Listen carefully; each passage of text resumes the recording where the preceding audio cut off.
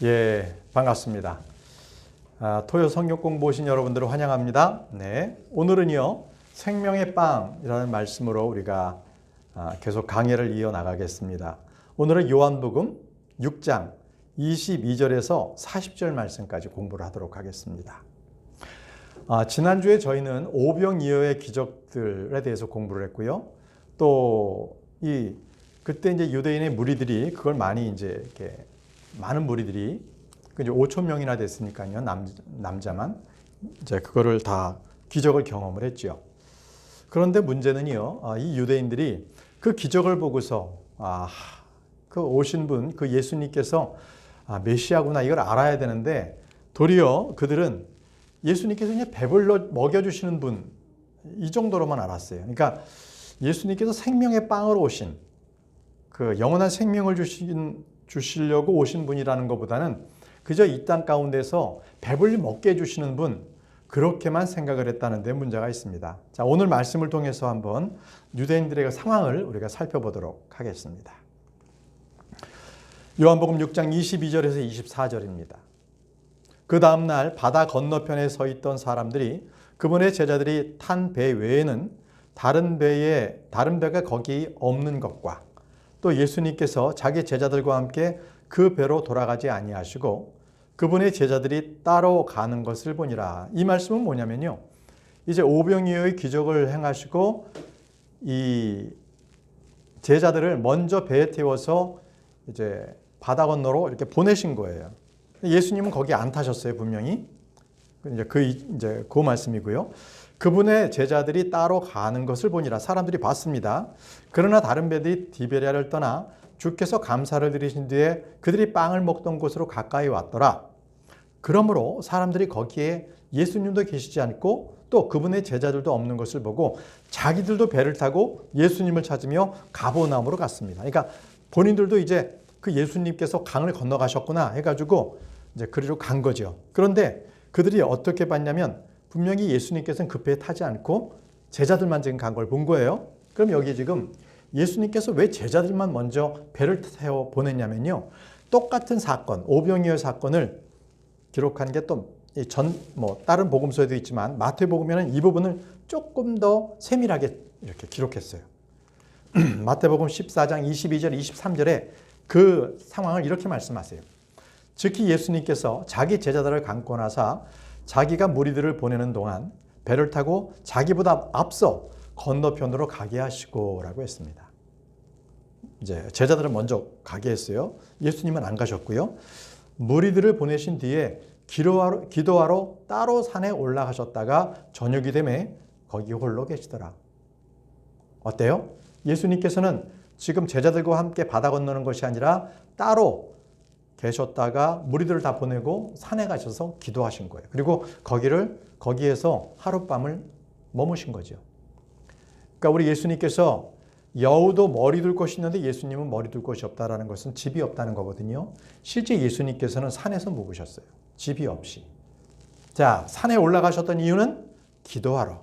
그래서 기도할 때는요, 사람들 많은 군중에서 기도하게 되면 나와 하나님의 어떤 그 개인적인 기도가 방해받습니다. 그래서 기도는 언제나 골방에 들어가서 나 혼자 있는 조용한 곳에서 기도해야 합니다. 자, 계속 본문 말씀 볼게요. 25절, 27절입니다. 바다 건너편에서 그분을 만나 그분께 이르되 라삐여 언제 여기로 오셨나이까 하며 예수님께서 그들에게 대답하여 이르시되 진실로 진실로 내가 너에게 이르노니 너희가 나를 찾는 것은 너희가 기적을 보았기 때문이 아니요 빵을 먹고 배불렀기 때문이로다. 썩어 없어지는 양식을 위해 수고하지 말고 영존하는 생명이 이르도록 항상 있는 그 양식을 위해 수고하라. 그것은 사람의 아들이 너희에게 주리니 그를 하나님 아버지께서 봉인하셨느니라 하시니라. 여기서 보시면은요. 먼저 예수님을 그들이 따랐다는 것은 기적을 보고 이분이 메시아다 이렇게 하는 것이 아니라 빵으로 배불리 먹었기 때문에 예수님을 찾고 있는 거예요. 그래서 예수님께서 오병이어 기적을 베풀었던 그곳에 있다가 예수님 안 계시네. 그들도 그래서 바다 건너편으로 지금 온 거예요. 그들은 예수님을 실질적인 하나님의 아들 이렇게 하나님이신 분으로 알기보다는 그저 자기들이 배불렀기 때문에 예수님을 쫓았고요. 그랬더니 예수님께서 마지막 구절에 뭐라 그러셨냐면 그 사람의 아들, 그러니까 인자, 바로 내가 바로 하나님 아버지께서 봉인하셨다. 그렇게 확증하시네. 봉인이라는 건 뭐냐면 확증하셨다. 내가 메시아라는 것을 확인해 주신 거다. 이렇게 말씀하시는 거예요. 이 봉인이라는 것은 시일드했다는 것은 딱 어떤 우리가 편지를 붙일 때에도 거기를 풀로 붙여서 아무도 못 열게 하잖아요. 그리고 공공적인 그 정식 문서에는 거기에 도장을 찍습니다. 바로 그렇게 봉인하는 거예요. 그래서 하나님 아버지께서 봉인했다는 것은 그의 신원, 신분, 이 사실을 확정한다, 증명한다라는 그런 뜻입니다. 한번 이 봉인이라는 부분을 한번 다른 말씀을 통해서 한번 찾아보겠습니다. 로마서 15장 28절에 여기도 봉인이라는 말씀이 나와요. 그러므로 내가 이 일을 행하고 이 열매를 봉인하여 그들에게 준 뒤에 그들에게 들러서 스페인으로 가리라. 이렇게 됐는데 여기서 이 열매라는 것은 먼저 열매를 봉인했다는 거잖아요. 여기서 이 열매라는 표현은 뭐냐면은 이 당시에 이제 마케도니아 쪽하고 그다음 아가야 사람들이 기부를 했어요. 예루살렘의 어려운 사람들을 위해서 이렇게 기부를 해서 그 기부한 기부금입니다. 그것을 열매라고 표현했고요. 그걸 봉인을 했어요. 그건 뭐냐면 그들에게 확증을 한 거예요. 자, 너희들이 이렇게 준 것을 이렇게 받았다. 그리고 이제 확인해 준 거예요. 그래서 바로 인장을 찍었다. 이렇게 보시면 되는 거예요. 그래서 이 준 열매에 대해서 내가 그대로 예루살렘에 전하겠다. 이렇게 지금 얘기를 하고 있는 겁니다. 이때 열매를 봉인하다. 봉인이라는 얘기를 이때 썼습니다. 봉인은 또 확증하다는 뜻으로 쓰인다고 말씀을 드렸는데요. 마태복음 17장 5절에 이 변화산에서 예수님께서 변화산에서 이 변화하셨을 때 하늘에서 아버지 하나님께서 이렇게 말씀하세요. 이 사람은 내 사랑하는 아들이니라. 내가 그를 매우 기뻐하노니 너희는 그의 말을 들으라. 이렇게 말씀하셨어요. 다시 말씀드리면은 예수님의 신분을 하나님 아버지께서 확증해 주신 거예요. 이게 봉인하신 거예요. 내가 그를 신임한다. 내가 그를 매우 기뻐하니까 너희들은 그의 말을 들으라. 이게 바로 그분을 봉인하셨다. 이렇게 표현하는 겁니다. 아시겠죠? 이제 다시 본문으로 돌아가서요. 25절 다시 읽겠습니다. 그들이 예수님을 찾은 이유는 빵을 먹으려고. 빵을 먹고 배불렀기 때문에 지금 예수님을 찾아온 거거든요. 그걸 예수님께서는 지적하셨어요. 그런데 여러분, 빵을 먹고 배불렀기 때문에 예수님을 다시 찾아왔다. 이거는 좋은 의미가 아니에요. 육신의 배고픔을 그리고 풍요함을 계속 누리고 싶다. 이거는요. 성경에서는 그 배를 기분 좋게 했다. 풍족하게 했다는 것을 우상숭배라고 합니다. 그래서 예수님께서는 기분이 좋지 않으셨어요. 너희들은 나를 찾는 게 빵을 먹고 배불렀기 때문에 왔다라고 지금 말씀하시는데요. 자, 자기를 섬기는 것이 얼마나 나쁜 것인지는 로마서 16장에 나옵니다. 로마서 16장 18절에 그런 자들은 우리 주 예수 그리스도를 섬기지 아니하고 어떻게 해요? 자기 배를 섬긴다. 자기 배를 섬긴다. 좋은 말과 빼어난 말솜씨로 순진한 자들의 마음을 속이는 자입니다. 그래서 자기 배를 섬기는 자, 이것은 아주 사악한 자입니다. 이들은 자기의 이익, 돈 때문에 쫓아오는 거예요. 뭔가 도움이 되니까 예수님을 쫓아온다는 거예요. 그러니까 이러한 물질적에 있어서는 분명히 이것은 탐욕이라고 말씀을 하셨어요. 또 분명히 물질적인 것, 바로 탐욕은 우상숭배라고 말씀하셨는데요. 바로 골로새서 3장 5절입니다. 골로새 3장 5절에 그러므로 땅에 있는 너희 지체를 죽이라. 그것들은 음행과 부정함과 무절제한 애정과 악한 욕정과 탐욕이니 탐욕은 뭐라 그러셨습니까? 우상숭배라고 말씀하셨어요. 결국은 자기 배를 섬기는 것, 그것은 우상을 섬기고 있는 겁니다. 그래서 우리가 먹는 것, 마시는 것을 내가 정말 맛집을 쫓아다닌다. 그건 우상을 숭배하고 있는 거예요. 탐욕입니다. 그래서 우리는 일부러 이렇게 이런 거 있잖아요. 집 가까이 있는데 맛 좋은 데 찾아가는 거 괜찮지요. 그런데 한 두세 시간씩 차 타고 가지고 맛집을 쫓아다닌다. 그런 게 낙인 사람들은 자기 배가 그들의 하나님인 거예요. 자, 다음 말씀을 보겠습니다. 빌립보서 3장 19절에도요. 그들의 마지막은 파멸, 그런 자들의 마지막은 파멸이고요. 그들의 하나님은 그들의 배요, 그들의 영광은 그들의 수치스러운 일에 있고 그들은 땅의 일들을 생각하느니라라고 했습니다. 자기 배를 만족시키는 자, 자기 배를 우상 숭배하는 자는 그들은 땅에 있는 것들을 생각하는 자입니다. 하늘에 있는 것들에 대해서는 전혀 관심이 없는 거죠. 다시 요한복음으로 돌아가겠습니다. 요한복음 6장 28절에서 35절 말씀을 보겠습니다. 그때 그들이 그분께 이르되 우리가 어떻게 하여야 하나님의 일들을 하리까 하며 예수님께서 그들에게 대답하여 이르시되 하나님께서 보낸 자를 너희가 믿는 것 이것이 곧 하나님의 일이니라 하시니라. 자, 여기서 하나님께서 보내신 자를 믿는 것, 그것이 하나님의 일이라는 거예요. 우리가 어떻게 하면 하나님의 일을 우리가 이 땅에서 도모할 수 있는 거지요? 라는 질문에 그것은 예수님을 믿으라는 겁니다. 하나님을 믿으면 그것이 곧 예수님을 믿으면 그것이 곧 하나님의 일이라는 겁니다. 계속 읽겠습니다. 그러므로 그들이 그분께 이르되 그러면 선생님께서 우리에게 무슨 표적을 보이사 우리가 보고 선생님을 믿게 하시겠나이까? 선생님은 무슨 일을 행하시나이까? 이렇게 물었죠. 유대인들은 표적을 원했어요. 유대인은 표적이 있고 난 뒤에 그 다음 그게 예언자구나. 그 다음에 그분이 메시아구나. 이렇게 알았거든요. 그것은 모세가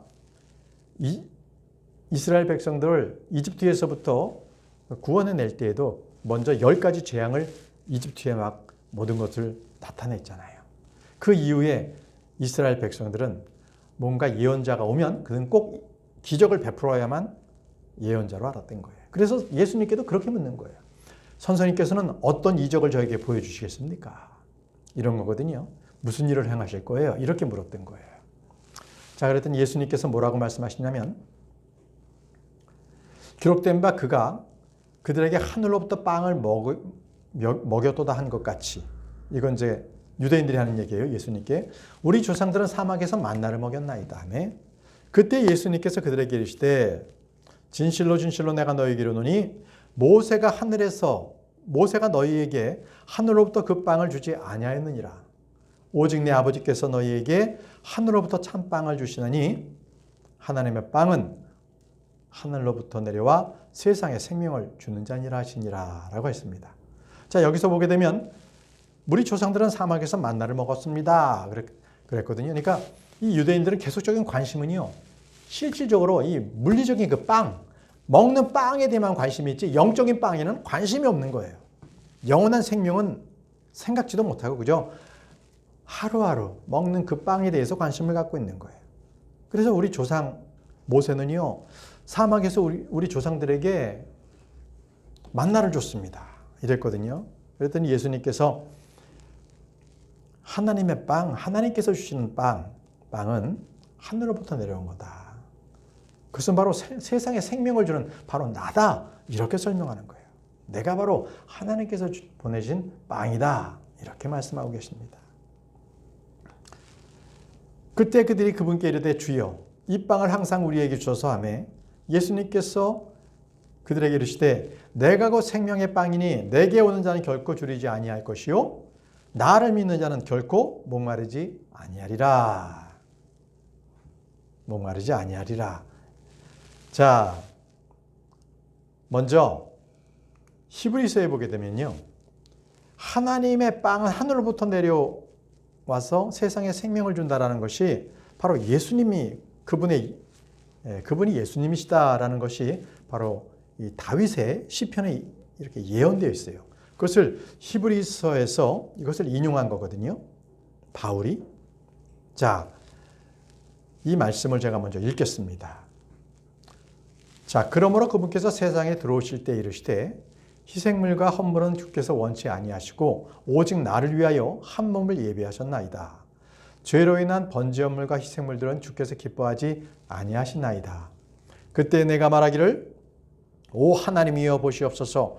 두루마리 책에 나에 대하여 기록된 바와 같이 내가 주의 뜻을 행하러 오나이다 하였나이다 하시느니라. 먼저 여기까지 설명을 드리면 이건 지금 시편 40편 6절에서 7절 말씀, 다윗의 시편을 그대로 인용한 거예요.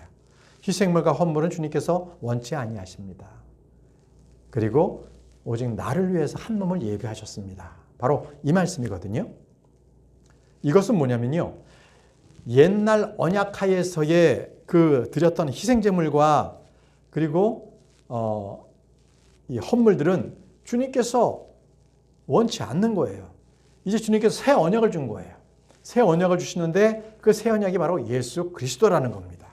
예수 그리스도께서는 이 율법하에서 드렸던 그런 희생제물보다 훨씬 탁월한 분이다. 이렇게 말씀하는 거예요. 그래서 생명의 빵으로 오신 예수님을 좀 설명하고 있는 겁니다. 생명의 빵.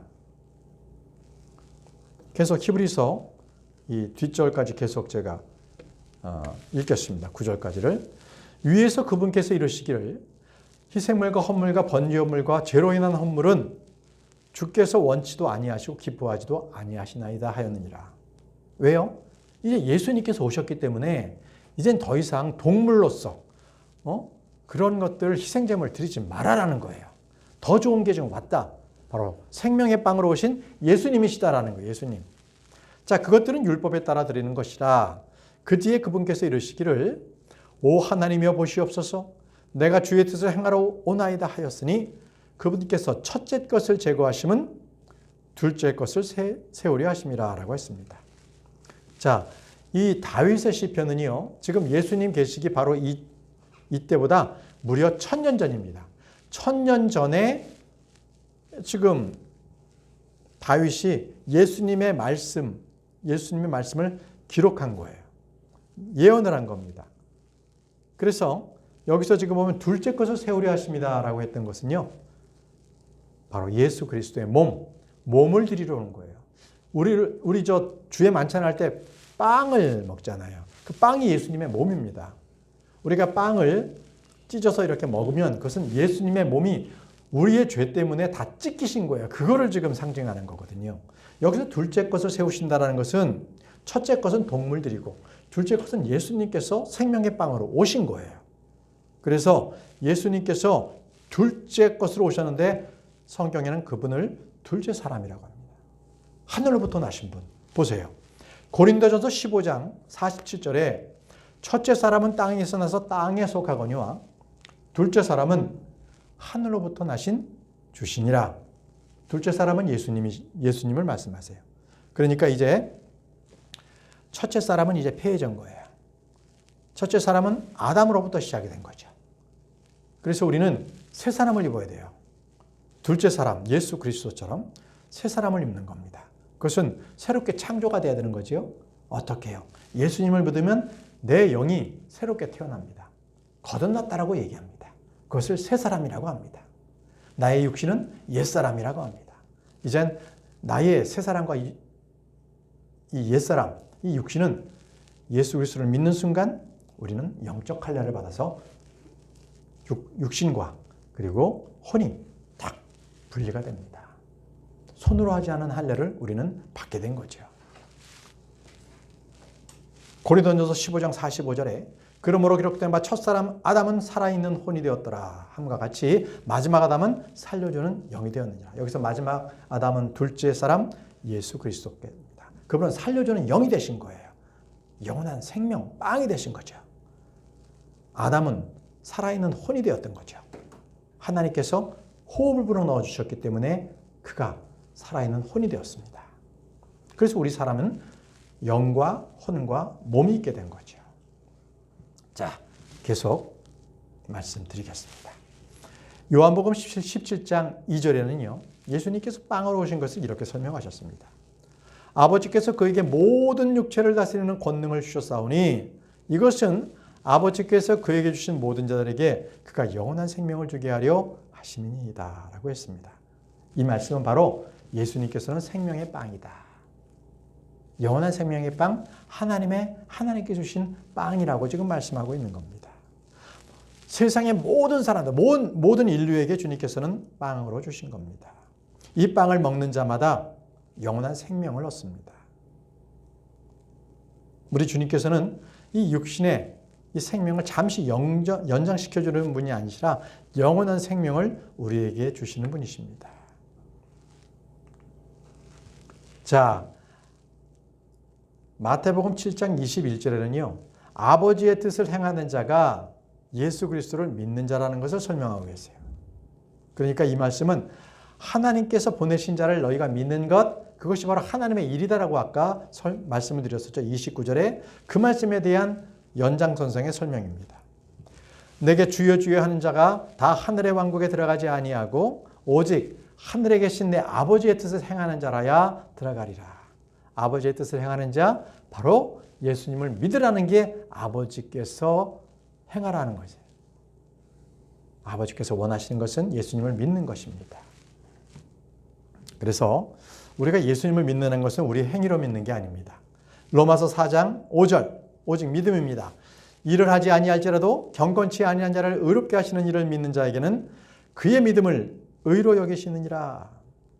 우리가 뭔가 주님을 위해서 하나님을 위해서 열심히 뭔가 노력해서 뭔가 바쳐야만 그래 너 잘했다. 내가 너에게 구원을 주겠다. 이것이 아니라 아무 일도 안 해도 우리가 예수님을 믿는 그 믿음을 보시고 우리에게 구원을 주시는 거예요. 그래서 일을 하지 아니할지라도 의롭다 하신다. 의롭다고 하는 것은 너의 죄를 모두 용서해 주었다. 구원받았다는 겁니다. 네. 자, 아까도 말씀드렸지만 예수님께서 오셔서 많은 표적과 이적을 행하신 것은 사람들에게, 유대인들에게 믿음을 주려고 했던 거예요. 그래서 여기 지금 보게 되면 요한복음 2장 18절 19절에도요. 이에 유대인들이 대답하여 그분께 이르되 내가 이런 일들을 행하니 우리에게 무슨 표적을 보이느냐 하며 표적을 보여달라는 거예요. 예수님께서 그들에게 대답하여 이르시되 이 성전을 헐라 사흘 안에 내가 그것을 일으켜 세우리라 하시니라. 다시 말하면 그때의 성전은 헤롯 성전이었습니다. 헤롯 왕이 지금 유대인들의 환심을 사기 위해서 성전을 만들어 놓은 거거든요. 그랬더니 예수님께서 그 성전을 헐라 내가 사흘 만에 그것을 일으키리라 하셨는데 그 사흘 안 만에 일으킨다는 것은 바로 예수님께서 다시 부활하시는 3일 만에 부활하신다는 것을 예수님께서 말씀을 하신 거예요. 이토록 주님께서는 계속적으로 그 많은 표적들을 보여주십니다. 이 오병이어도 바로 나를 예수님을 믿어라. 그것을 목적으로 해서 오병이어를 보여주신 거거든요. 그 외에 다른 표적도 있죠. 바로 주님께서는 동정녀 탄생을 했다는 것. 이사야 7장 14절에 그러므로 주께서 친히 한 표적을 너에게 주시리라. 보라, 처녀가 수태의 아들을 낳고 그의 이름을 임마누엘이라 하리라. 임마누엘. 이것이 바로 동정녀 탄생을 기적으로 보여주시는 거예요. 남자의 씨가 아니라 여자의 씨로 태어나는 것. 바로 예언된 것을 이루신 거죠. 또 신명기 8장 3절에도요. 여기서도 이렇게 말씀하십니다. 그분께서 너를 낮추시며 줄이게 하시고 또 너를 알지 못하며 내 조상도 알지 못하던 만나를 내게 먹으신 것은 만나를 주신 겁니다. 사람이 빵으로만 살지 아니하고 주의 입에서 나오는 모든 말씀으로 사는 줄을 내가 알게 하심이라. 자, 만나를 주신 이유는 그 만나로서 배불러서 그것을 어떤 삶의 기쁨으로 하지 않고 하나님의 말씀으로 그 말씀으로 생명을 주는 거다. 그것을 알라라는 뜻으로 주님께서는 그들에게 만나를 주신 거거든요. 하나님을 믿으라는 겁니다. 하나님을 의심하지 말라는 겁니다. 근데 그 만나는 어땠습니까? 육신을 배불리게 먹었던 그 만나에 대해서 잠깐 알아보겠습니다.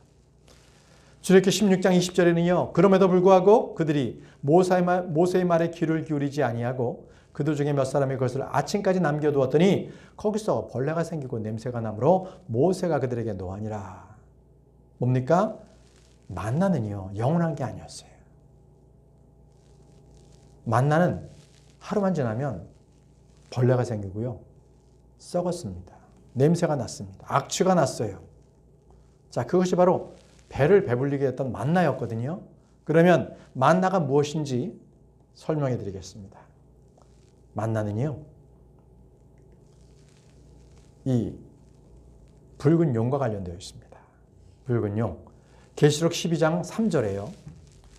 하늘에 또 다른 이적들이 나타나니라. 보라, 7머리와 10뿔을 가진 큰 붉은 용이 있는데 그 머리들을 위해 7개의 관이 있으며 라고 되어 있습니다. 여기서 이 붉은 용, 7머리와 이 10뿔을 가진 이 붉은 용은요, 사탄을 말합니다. 사탄을 말합니다.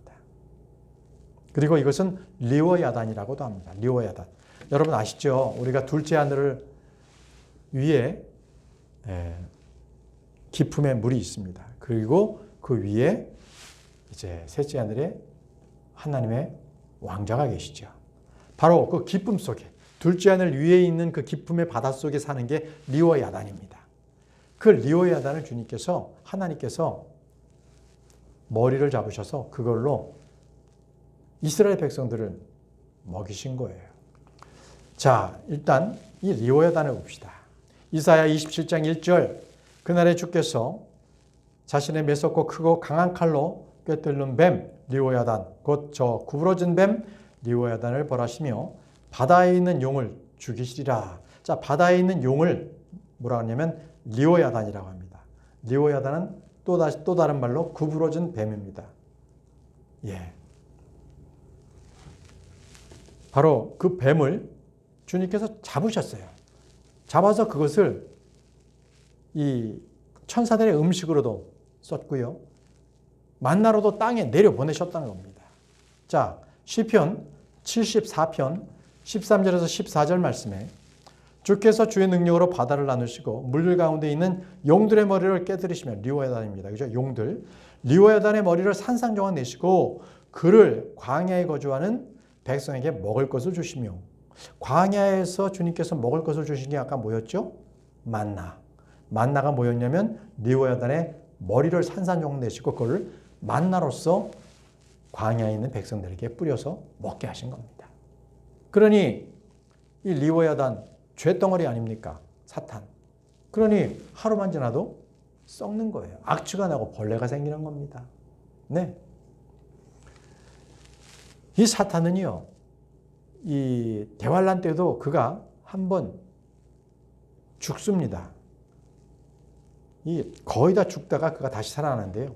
계시록 13장 3절에 나옵니다. 또 내가 보니 그의 머리들 중에 하나가 상처 입어 죽게 된 것 같았는데 그의 치명적인 상처가 나음에 온 세상이 놀라며 그 짐승을 따르더라. 자, 그 짐승, 적그리스도, 그가요, 머리에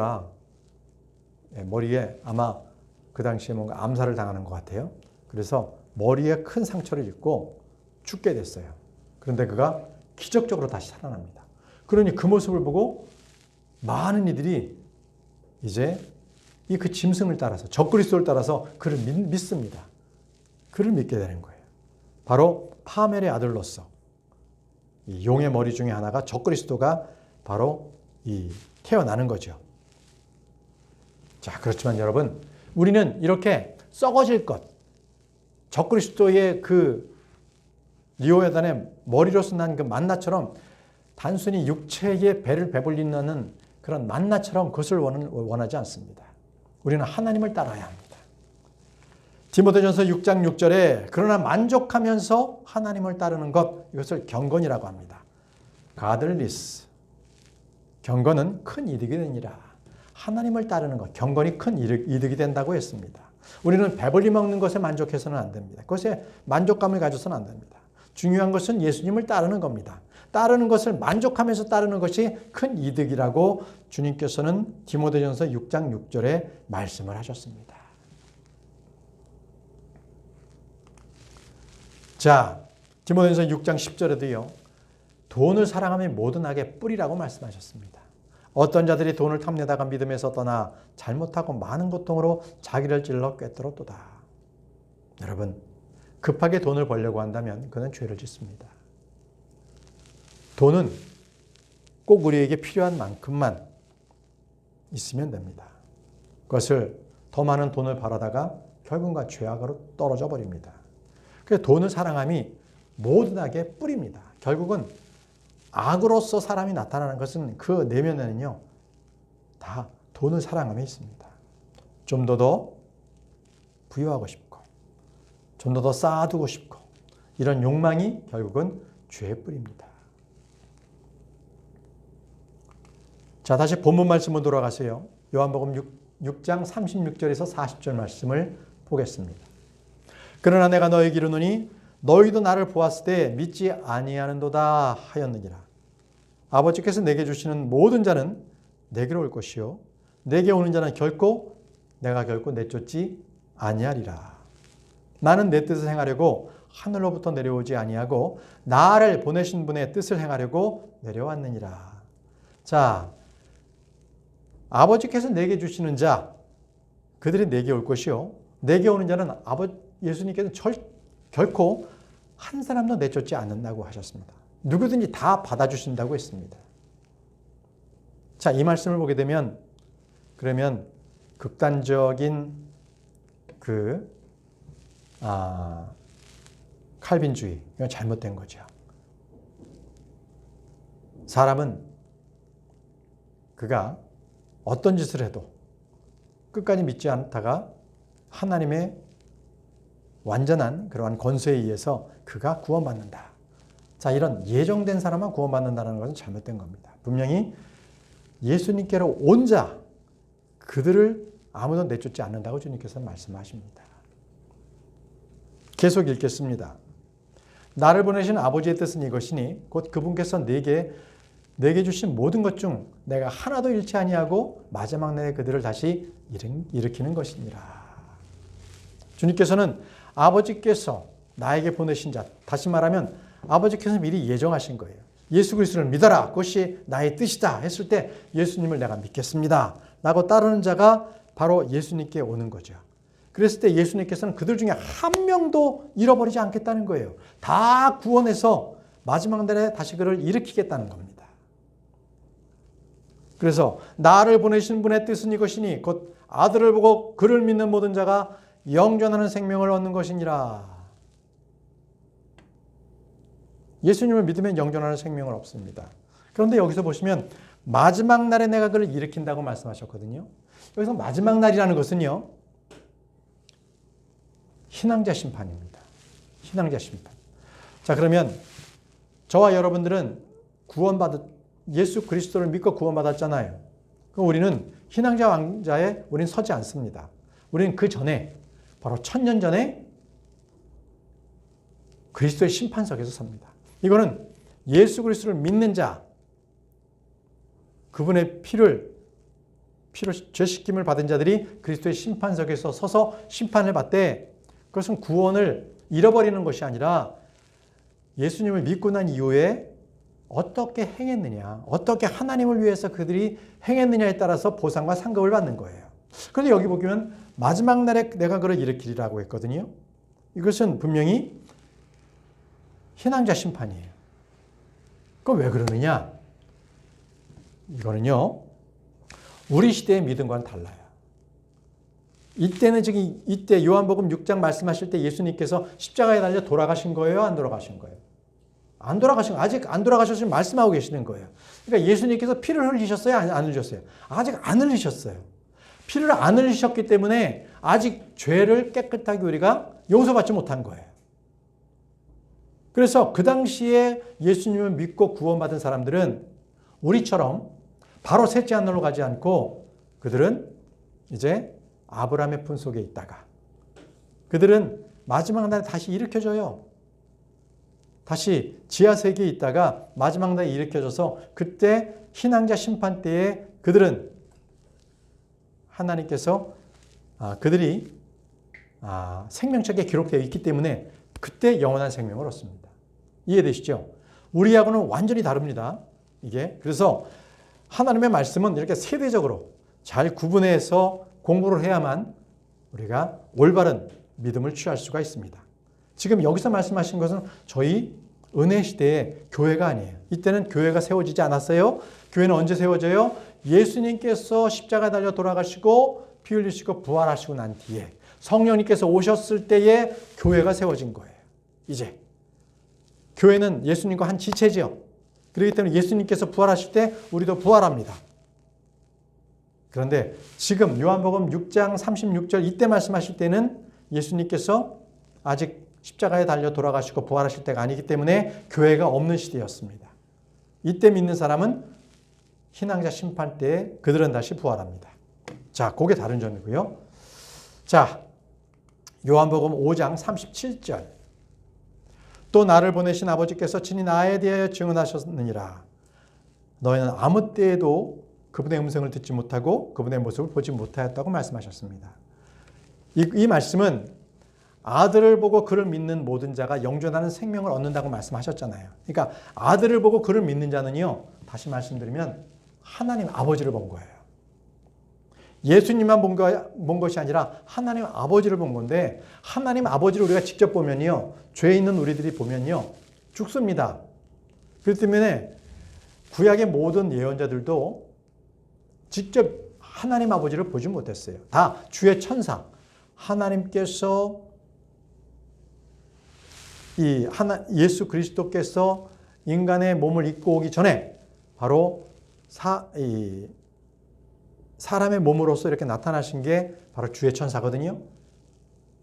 그러나 신약 때에는 예수님께서 직접 오셨죠.